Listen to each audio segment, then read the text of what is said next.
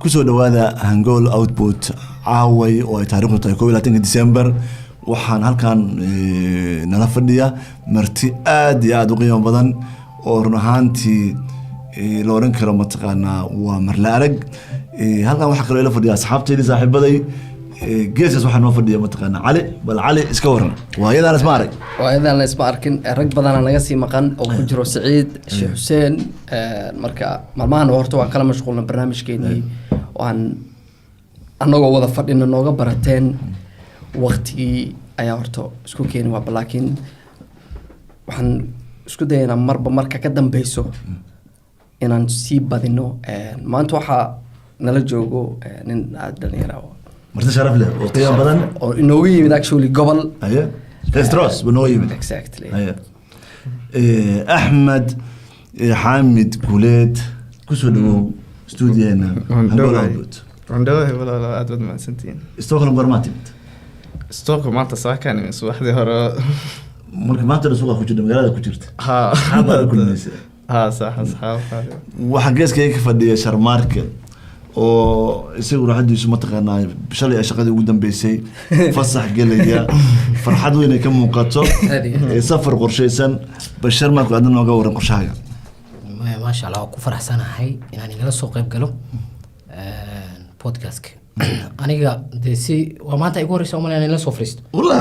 madaama safar ku maqlani kare okay jooga laakiin hore ma muuqan mareynaya podcast maanta igu horeysa aad ugu faraxsanahay sharmaaki intaan ogeyn waa barnaamijka dadka nala aasaaso kamid ahay safar soo galay sanadku dhawaado wuxuu ku maqnaay Africa soo hadda noo soo noqday marka هذا الحكي دنبيا أرتيس وبدان دونتا سايت إن شاء الله شرماركي مركي أن بودكاستي أساسيني أياد سفر أدي سفر كاسو جديد زورت معاه هيد سفر كي وحو كساب سنة وحبرشو أيه وكساب سنة وحبرشو iyo soo maaragtay boqosho Afrika waxaan soo maray wadanka waxa aad wadanka Masar Qaahiro waxaan soo maray wadanka Ethiopia Djibouti waxbarashada marka hore u tagay waxbarashada markaan soo dhameystay waxaan soo maray wadamada Afrika dhan soo maray ganacsi ayaan soo fiirinayay ma sha Allah soo si fiican Afrika u soo booqday waana soo markaas la jooga ma sha Allah markii ugu horeysay miyaa wadamadaas qaar oo aad tagtay mas'uul maya waa wadamada Qaahir markii ugu horeysay aan tagay Ethiopia sidoo kale wadanka Kenya oo aad tagay Kenya waa markii labaad oo aad tagay si fiican Ahmed ayaa martiino maanta ragayna wajiideen waa idinka badan doona laakiin maanta waxa martiino Ahmed oo inoogu yimid Testros buugaas halkaas aad ka arkaysaan buugan waxa qoray aan si fiican idin tuso aabina si fiican u aragtaan Ahmed oo tusdadka waa wiil dhalinyaro especially hadii la fiiriyo isku eejaan haba wax qabadku sameeyay waa kana inoo riyaala Ahmed buuga ma nooga faaloon kartaa sababaha iyo wuxuu ku saabsan yahay iyo wax yar inooga taabo inta Cali Ahmed ka faaloon doona buuga iyo sababaha wuxuu ku saabsan yahay wuxuu ku dhaliyay laakiin waxaan rabaa inaan marka hore sharaxo Ahmed wuxuu uga duwan yahay bulshada uu yimid oo reer Sweden oo sida daadisa Sweden sida ogtahay waa wadan waxbarashadiisu furan tahay cid kasta oo rabta waxay waxbarashada gaari ka heerka ay rabto saasay tahay Soomaaliduna dadka ugu badan halkan degan oo dhalinyarada Ahmed wuxuu ku jiraa dhalinyarada dhira Ensom Commander waxa weeye dhalinyaro markay wadanka soo galayeen iyagoo da'yar oo sidoo kale gaarin wadanka soo galay oo kaligood aan fahamka la socon saas darteed kooxdaas waxa la dhahaa dhalinyarada aan waalidiintu la socon way badan yihiin waxay ka yimaadeen Afghanistan waxay ka yimaadeen Suuriya waxay ka yimaadeen Soomaaliya waxay ka yimaadeen Eritrea dhalinyaradaas tirada badan oo wadanka yimid waxay uga duwan yihiin dhalinyarada wadanka jooga jirtay halgan dheeraada in badan oo kamid ah waxay la halgameen in ay nolosha wadanka la qabsadaan iyagoo sida kuwa ku koray oo dadaalkooda isleeda waa ka farq weyn baa u dhaxeeya مثلا عنق كل شيء ودنك أنا كوكوري وحو هيستا فرصة أنو هيسن ويلك يميد ودنك ودنك بكل شيء سكول بكل كتير لو قد يبو يقانا هير كورا وح برشة قاري كرا لكن واحد عيوه هوية لأن يرادا ودنك يميد أيا inta badan ka dadaal badan. Axmed wuxuu ku jiraa dhalinyaradaas oo weliba uu baarka sare ka galay. Axmed wadankan wuxuu 2014 wuxuu joogaa taqriiban 5 sano. wax badan oo waaweyn baa hirgalay Axmed isaga noo sheegi doona isagoo oo noogu jawaabi doona su'aashii aad weydiisay Caliyow oo ah Axmedow fikirkan qoristu goorma ku dhashay. horta bismillaahir rahmaanir rahiim aad baan adigu mahadsantihiin meeshaad igu soo dhaweyseen oo fikraddu marka hore anigu inaan qoraalo ma ogtahay buugaaga qoramaan ahayn markii hore laakiin wuxuuna waa tawfiiq min rabbil caalamiin ilaahay markuu wax ku qoro waana waseegsid marka fikraddu marka hore waxay iga bilaamatay markii gymnasium tarbeedkii aan qoriyay 2014 wadanka timid Sweden ma aqoonin waa markii ugu horeysay 2014 xagee ka bilowday nolosha marka nolosha zero baad ka bilaabsay markii marka afkaan baransa waxaad aad iskuulada afka lagu dhigo exactly marka kadibna iskuulka moogtahay intaana dugsiga sare gelin waa inaad batigyadii moogtahay pointskii sagaalaadka exact soo diyaarsatid marka intaa ka soo baxay baan dugsigii sare moogtahay 3 sano waday markaad sii dhammaysid gymnasium arbeeto waa inaad samaysid moogtahay wax fikrad cusub oo waxay cusub maaha inuu haduu wax moogtahay super wow moogtahay laakiin wax product aad soo saartid soo saar adiga ku gaar inaan leedahay exactly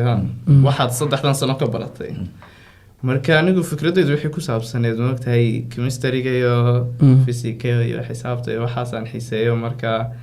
dadka moogtahay aan ku dhex jirayna way ka carari jireen moogtahay maadooyinkaas exactly marka waxaan islahaa si moogtahay inaan xiiso u sameeyo moogtahay oo inaan isluub moogtahay sheekooyin oo kale ka dhigo waxay adkaayo siduu u sii fududaado si ardaydu u xiiseeyaan oo bilaabaan inay bartaan exactly maanta mushkiladda adduunka moogtahay adduunka meel walba chemistry-gu u yaala buugaa chemistry u taala qofka internetka uu ka heli karaa bibliotheca waa easy laakiin waxa weeyaan xiisadii moogtahay in qofku uu xiiseeyo taasaa ka muhiimsan haddaanaad xiiso haynin oo boqol buu ku hor yaalaan meelna ma ka gaarsiin okay buugan markaa qoraysay luqadii ugu horreysay ku qortay waa luqaday ahayd marka hore Swedish baan ku dhiibiyay ku qortay exactly marka af Swedish-ka marka meeqa ku baratay wadankan markaa timid exactly oo ku qaatay dib waxaan qoray deemka sanad ka hor baan qoray marka sidaa mimi waxaan marka dib wixii ilaa mar aan 4 sano joogay dalka aan afkii si fiican u dhax gashay markii dambe xitaa macallimiin baa ka eegsi moogtay buugii dadkii moogtay way ka eegayaan chemistry-ga iyo waxyaabaha waxaynu sax yihiin wax qalada Swedish-ka inaan dadkii wax qalada sii barin exactly yani maxaa kala kulantay challenge buugan markaa qoraysay anigu marka hore maaban ka filan bayna moogtahay wax meel aan la gaariyo maanta waan ku shaqeysto maanta moogtahay lacag baa ka samaysatay marka laakiin fikraagu ma hayna lacag ka samaysa ama ku shaqeysa ama meel ka gaarta ama caan ku noqoto maya laakiin waxaan maaragtay furaskan ku hor yaalla moogtahay waana waxay mar quraad tijaabin karta mar quraad moogtahay dugsiga sare dhiganso marka chance walba inaad qaadan kartid taas weeyaan hadafka ugu muhiimsan taas waxay ku tusaysaa wax walba horta si kastaas ha u adkaadaan inay u baahan tahay isku day saan ka dareema Axmedne wuxuu ku bilaabay si iska yaro fudfudud maantana wiisi meel fiican inuu ka gaaray la iskuma hayo waxaan hor yaala buugtii oo Axmed uu soo saaray waxyaabaha cajiibka waxa way Axmed oo la yaabka runtii in adigoo 2014 wadankan yimid in aad yani buug qortay luqadii iska daa inaad baratay inaad ku sar dhameysay inaad buug qortay iyo waliba 4 sano gudahood ama 5 sano wax ka yar in aad ahayd New Zealand in ahayd oo maartay ensign commander oo cunugulaajiya oo dhalinyaro oo wadanka yimid 5 sano kadibna aad ahayd mataqaana engineer jaamacadda engineer dhigta oo dhaqso ka qalan jabinaya ina buug qortay waxaan oran karaa horumar iyo wax soo saar aad u ballaaran maxay kula tahay sababtu maxaad ugu doon tahay boqolaalka dhalinyarada wadanka degan ama kumanaankaas oo iyagu aan samayn fursaddii waa fursaddii inta haystay bay haystaan fursadda waa wada banaanta cid kasta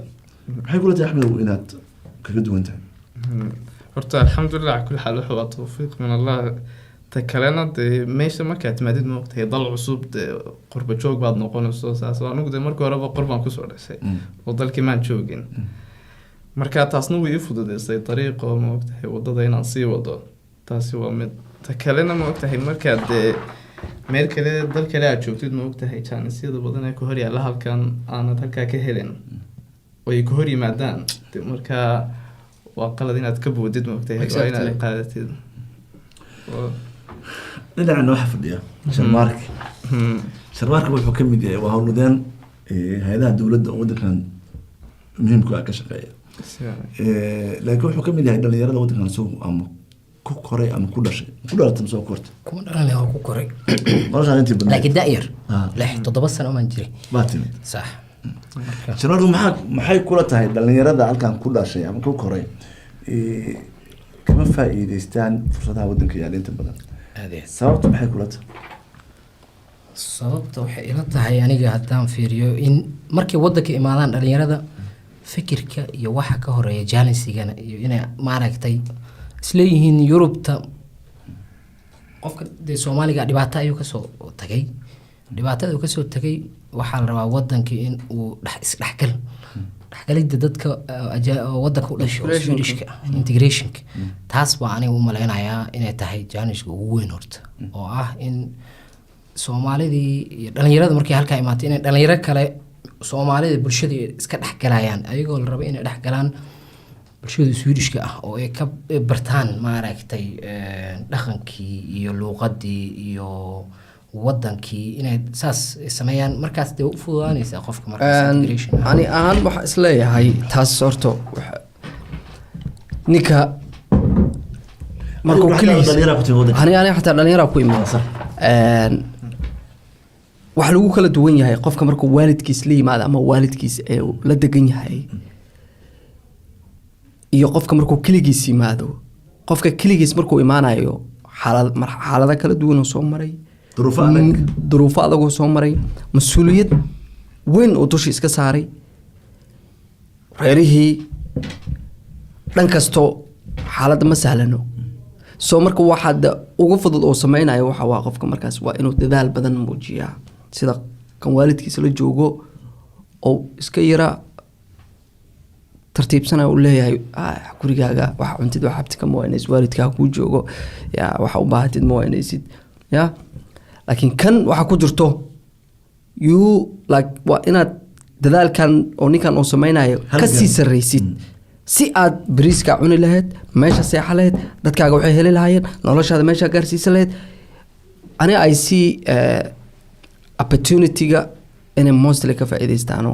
kuwa kaligood yimaado because kuwa kale isku halayn in ay ku jirtaan aan isleeyahay halku wuxuu ku jiraa markii inaan kuwa halkan ku dhashay ku koray intaan qaadno aan ilaa soo tahriiba nolosha ka soo bilaabo soo yeah maxay kula tahay halka saas kuma jiro ma fahantay laakiin Soomaali anaga hadaan nahay anaga mas'uul iska wada ah ma fahantay qof waxa arkaysa 20 jir oo la maamula wariya intee joogtaa waxa soo qabanay waxa qabo qofka dee xornimadiisa nolosha qof haduu qalad sameeyo waa in la dhigi karaa saaxib qaladkaada sameeyay wala qabiil wala qaraabo wala cid aan ku caawinaynin aan jirin nafsadaada u sameysay dheel wareed qofka markaas uu realize gareynaya inuu shakhsiyadiisu oo wax ku samaysan karo laakiin adadan hadii aan qalad aan sameeyo ama wax aan lugaha kula jiro iga dhacsan tahay waalidkii ama qaraabadii ama qabiilka ay caawinayo dande wiliga isku halayna ku noolaanaya Ahmed haddaan intaa kaaga baxgalana qofkii markaad ma ogtahay aduu dalkan hadda Sweden ama Yurubtan Mareykan meesha yaa aad ku dheelatid ma ogtahay waxaan ku horyaala ma ogtahay waxaad u aragtay wax caadi ma ogtahay yaa waa dhiilaysanaysaa wax weyn kula ma aha aad iyo aad laakiin midna qof dalkii jooga ama meel kale ma ogtahay Carabaha jooga oo kale dadka iskuulkii tag oo lacag lagu siiyo ma ogtahay waxaan maxaan ku diiday ma ogtahay wax weyn bay kula tahay adiga ma ogtahay laakiin kii haystay day ku dhashay ma qiimeynaya taas waxa adiga weeyaan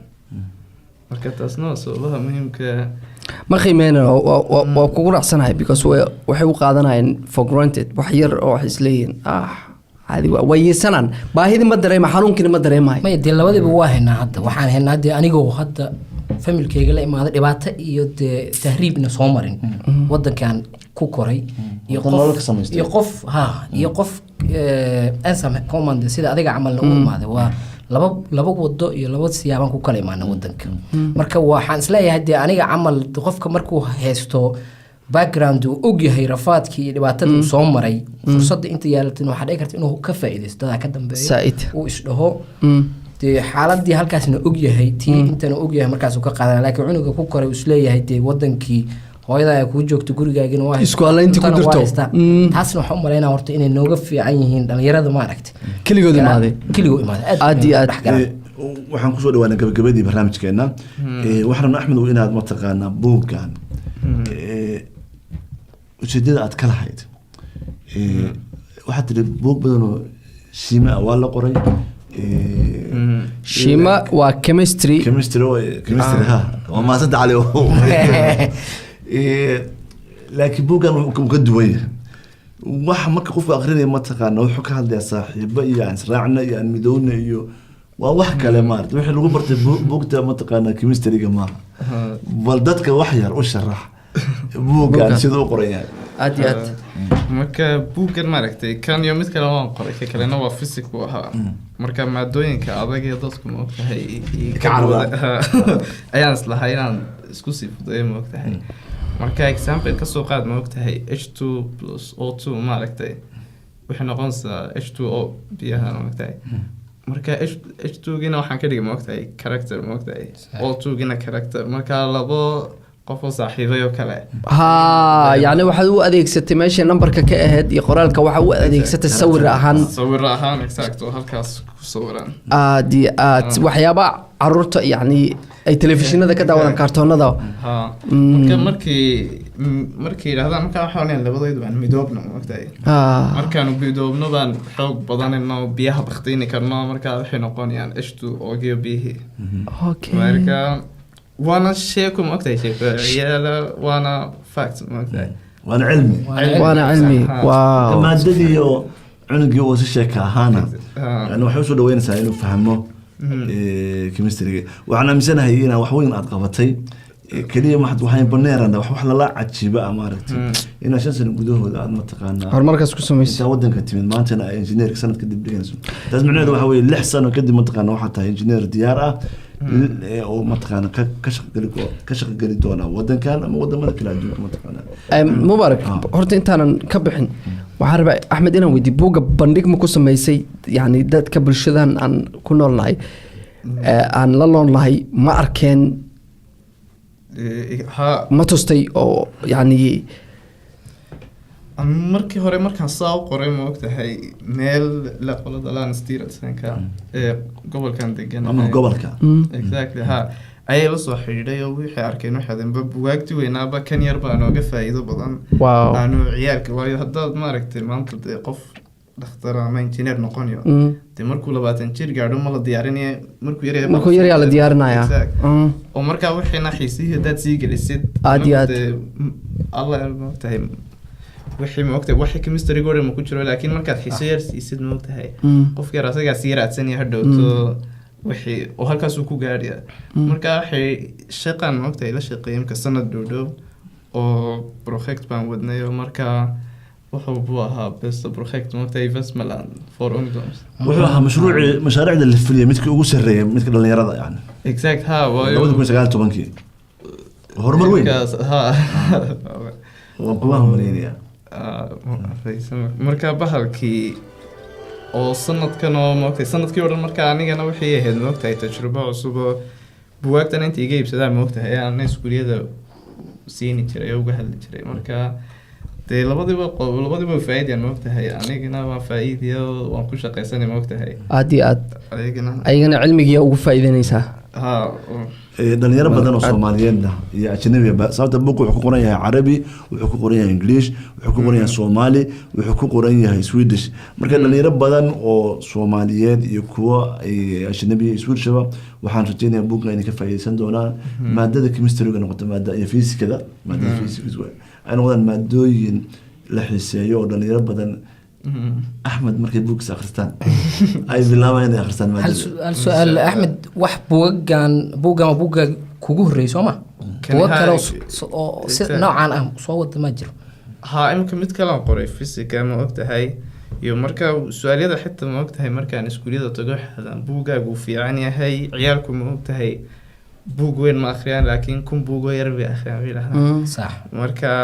waxay dhahdaan inaan seria ka sameeyo ma ogtahay qaar kale oo sii socdo exact waxaana camal aan noqdo maasha Allah aadan kugu faraxsanaa brada marka aad ka gaartay taasna waxay tusaysaa dhalinyaro badan oo keligood imaada especially aniga xataa marka aan iska hadlo qof keligiis wadankan imaada ahay so dadaalkaa samaysanay waa wax isiinayo dhiirigelin isiinayo axmed buugtiisa haddii aad doonaysid waa buug aada u fudud oo aad ka faa'iidaysan kartid caruurtaada inaad u fahamsiisid si sahlan maadooyinka chemistryga iyo physics-ka cidda doonaysa inay axmed buuggiisa ama xiiseynaysa inay gadato ama dalbato waxay kala soo xiriiri doonaan halkan Hangool Output si aan idinku xiriirino axmed aad baad daawada mahadsantihiin axmedna aad u mahadsan yahay